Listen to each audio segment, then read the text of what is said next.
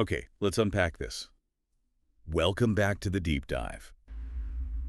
Today we're tackling something pretty universal, incineration or cremation, but we're coming at it from a completely metaphysical angle, an energetic one. Yeah, and our sources for this are, well, they're quite unusual, aren't they? We've got this detailed transcript from an investigative hypnosis session. It claims to explore the spiritual roots and effects of cremation. But crucially, we're not just taking that at face value. We're also looking at a critique of that whole investigative hypnosis method itself, balancing it out. Exactly. It's important to have that critical lens. So our mission today is really to understand the alleged spiritual side of this. Does fire actually purify in this context? Or does it, like these sources suggest, cause some kind of scattering, a disruption? We'll be using this term subliminal part quite a bit. You can think of it as the consciousness, the soul, the energetic pattern of a person. Right. What happens to that part when the physical body is destroyed so quickly? And maybe the biggest question, how reliable is this very specific information we're diving into? Reliability is key here. We're talking about information filtered through someone's mind, their beliefs. So we need to be cautious, explore it, but also question it. Okay, let's jump straight in. The first big finding from the hypnosis session.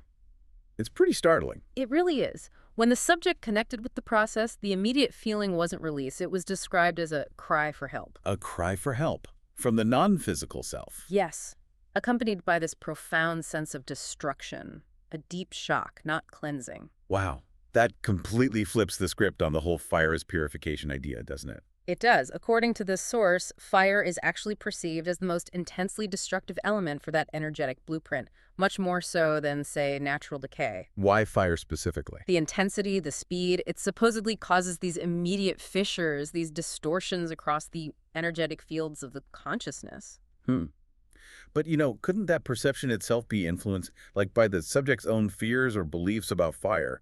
Why would destroying the physical cause such a metaphysical shock? That's a really fair point. The source suggests it's less about the physical vanishing and more about the violence of it, the sheer speed. Like ripping off a bandage too fast. Exactly. It prevents that gradual energetic detachment the spirit is apparently trying to achieve naturally. But importantly, the source does make a distinction. It comes down to intent. Ah, the decision divide. So what if the person chose cremation while they were alive, made a conscious decision? That seems to make a huge difference. If the decision was conscious, deliberate, the spirit can apparently maintain an unaltered center. Okay. The choice acts like a directive. It allows the non-physical self to detach with its structures only partially altered. It's like an energetic shield provided by their own conscious will. That makes a certain kind of energetic sense, I suppose, Yeah. preparation. But what if the choice is made for them?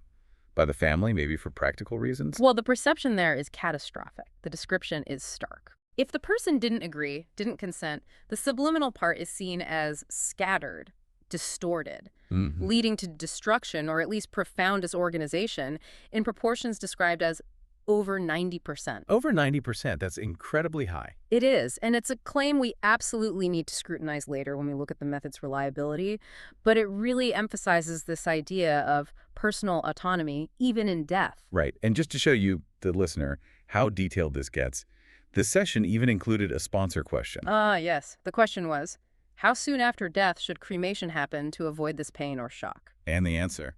Pretty absolute, never.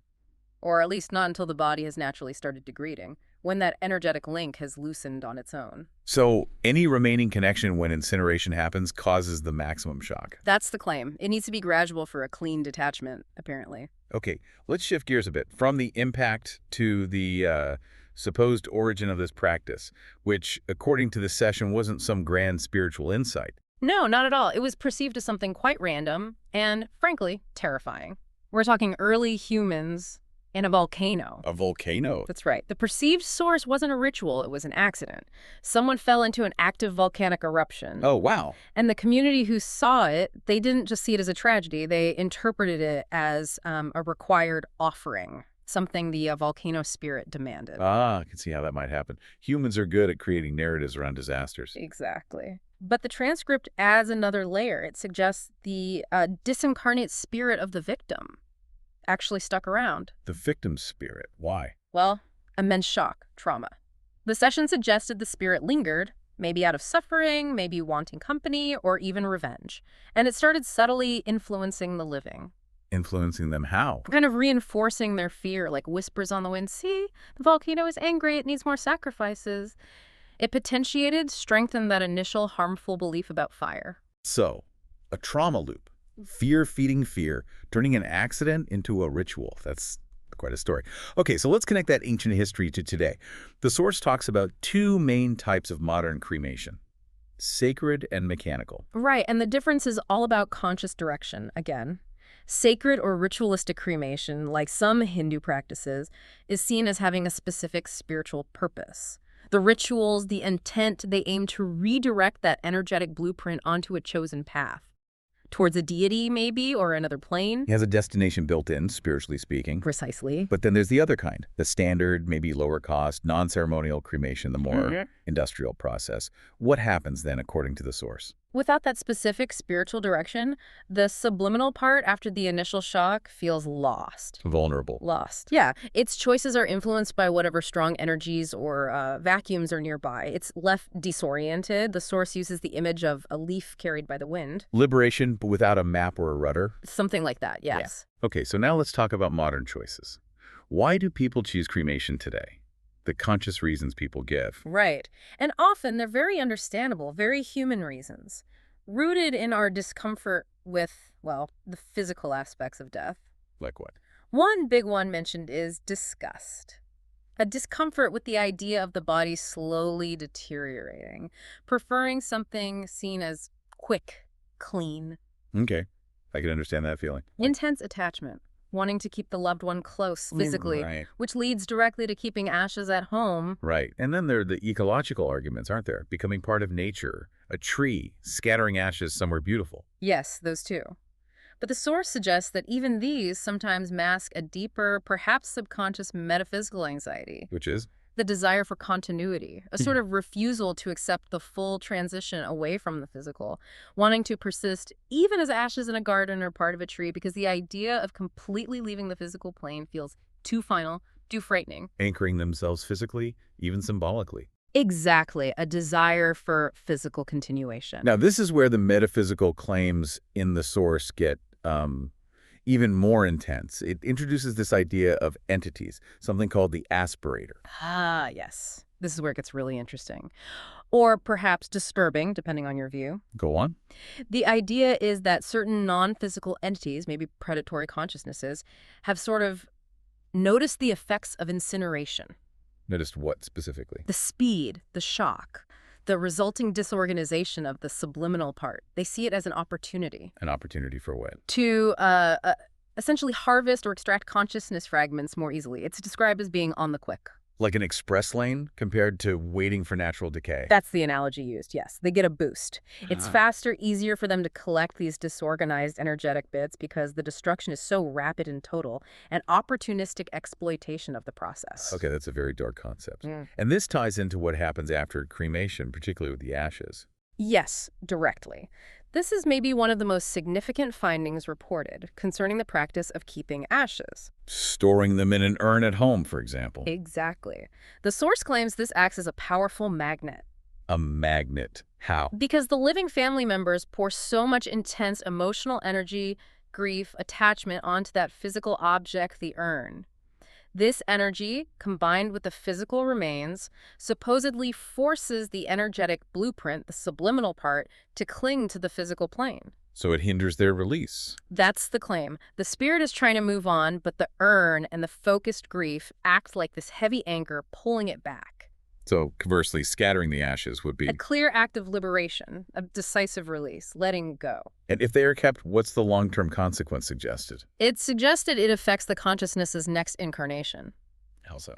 The spirit is strongly influenced, almost pulled, to reincarnate physically near that location, near the urn. Its freedom to choose a new life, a new place, is compromised by that lingering physical, emotional tether. Wow. Okay, and finally on this section, what about karmic echoes? Can this trauma carry over? The source suggests yes.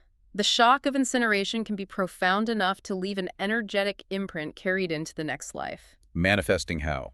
Two main ways described. One is a deep, maybe inexplicable fear of fire. a phobia rooted in that energetic memory. Makes sense. The other is almost the opposite, choosing a profession related to fire, like becoming a firefighter. Why would that happen? As a way for the consciousness to confront and transcend the original trauma by re-experiencing the element consciously, mastering it, and working through the separation anxiety associated with it. So what does this all mean? We just heard this incredibly detailed, frankly terrifying narrative. Aspirator entities, 90% destruction, spirits tethered by urns. It's a whole cosmology. It is. It's coherent, powerful, and potentially very misleading if taken as literal fact without question. Which brings us right back to where we started. We need to check the foundation. How reliable is this kind of information pulled from one single hypnosis session? And this is where our second source, the critique of the methodology, comes in. It urges extreme caution. Why? What's the main issue? The core problem is contamination. Information from a single session like this is seen as highly contaminated. It's not raw data. Contaminated by what exactly? By everything about the person under hypnosis, their existing beliefs, conscious and subconscious, their cultural background, their fears, their expectations, even the way the operator asks the questions can shape the answers. So it's like trying to get a clear message through layers of filters. Exactly. The critique uses the analogy of trying to communicate underwater, maybe even in different languages. The message gets warped by the medium, by the receiver's interpretation.